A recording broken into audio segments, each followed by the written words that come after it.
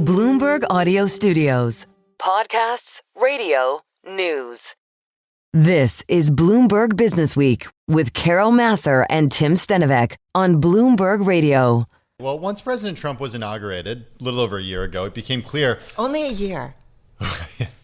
Yeah? Just saying. Okay. It's been a full year, everybody.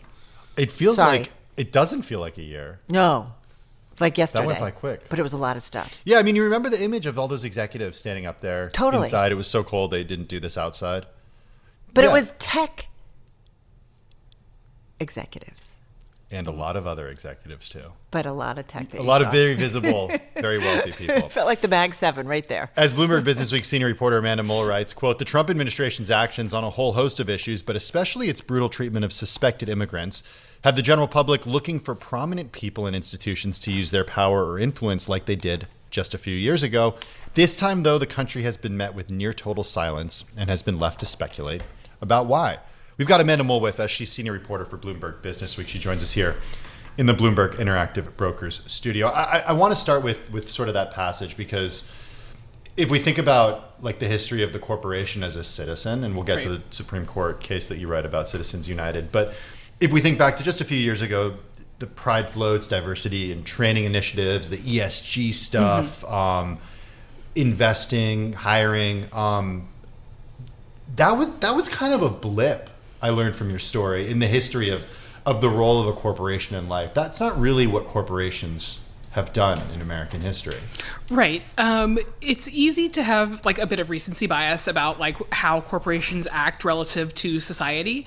But when you look at sort of like the long sweep of corporate history, and I talked to an economic historian about this for the column, companies generally try to advance their own interests, which it sounds obvious to say, but it can be hard to remember that because companies have worked to have a louder and louder voice in culture, in politics, in like all of these areas of our lives that are not like so centrally focused on their own businesses, whatever that business might be, depending on the company. So. Before relatively recently, companies just sort of sought to stay out of politics in general because it was bad for business, but to quietly, privately sort of advance their own interests politically in through lobbying and all the ways that we're used to. So it's kind of like, it's funny, I think They're all your tech executives on the team, by the way, Carol. No, but I think about the Gilded Age, right? Mm-hmm. And the robber barons and so on and Right. so forth. And I think we have this romantic notion of the company town and the executives taking care of everybody. And I'm sure that was the case in some places. But I think maybe we are being a little bit naive about how it used to be, or no? Well, the robber barons are actually an interesting case because this is where a lot of these sort of battles were worked out. Because during the time of the robber barons, you also had the rise of the labor movement. You had really active, really powerful, really militant unions in the United States. So the robber barons not only adopted the 40-hour work week and things like that in response to fight from labor, but they also did things like establish libraries and museums and do all of these, get into the creation of the public good in order to sort of burnish their reputations, because there was like an active, organized counterpart that was trying to reveal them to be something other than, entirely pro-social. So they did this thing because of all of those things because of public outcry. Well, it's interesting because I think, some folks would say some of these billionaires and successful, executives, they certainly donate, they do philanthropy, and they're doing good things for society. I think, though, and I want to get into your story, and we started talking before we even went on air, it's just this idea of go to Minneapolis. And what is it that finally gets executives to kind of band together? Is it the first death or shooting by ICE agents? Is it the second one? Is it the third one? It's just like, what's the bar for making people react? And even when the reactions happen, it's maybe not as as strong as we think it should be. Right. Historically, we see a pretty high bar for companies to weigh in on politics. Like one of the classic examples is that during World War II, American companies were pretty happy to do business with both sides of the war until Pearl Harbor. Yeah. And then it was, our interests are with the Allies. And then it was, all hands on deck for the American side of the war, because there was an American side of the war at that point. And you also saw this during the Civil Rights Movement, that companies sort of stayed quiet on this until TV coverage of police brutality in the South was so horrific and the country was so horrified that they couldn't sit on the sidelines anymore. So you have that sort of happening again now, but people in corporate roles of corporate influence are even more shy than they were, I think, in those eras to weigh in on either side. Because we had 2 videotaped killings that, everybody in the country probably saw as part of, at least. And only then did we get like a very tepid statement from the Minnesota Chamber of Commerce with 60 local companies signing on to it. We haven't had much national conversation from people of enormous influence in the business community about any of this. Like you think about Davos, right? Right. Everybody was gathered there. Like there's a place, but I don't know that there was like things that came out. Not about this. No.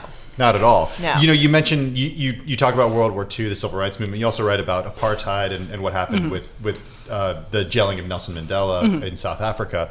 But after all of those historical events, right, you have something in the U.S. in 2010 happen, Citizens United versus the Federal Election Commission. Talk about what that does, and that Supreme Court case does, to change the role of a corporation as a citizen. Right.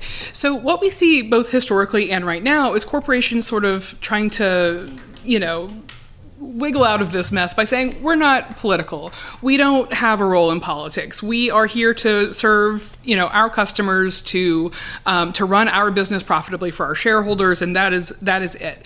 But in 2010, you have the Citizens United decision, and this was like the sort of culmination of a genuine 40-year process in which corporate America decided they wanted a more active role in democracy. They wanted a more active role in politics.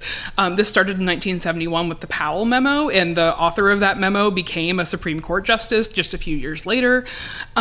So you have this process of the sort of like pro-business, arguments being put into academia, into the intelligentsia, and pro-business judges being put on courts, and that leads to this decision where it is now pretty easy for corporations to fund in a pretty limitless way political candidates.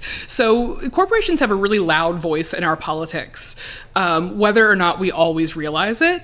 And so, which I think makes it extra notable that they're being quiet right now. So I love the title. So President Trump has called Bluff on the era of good corporate citizen.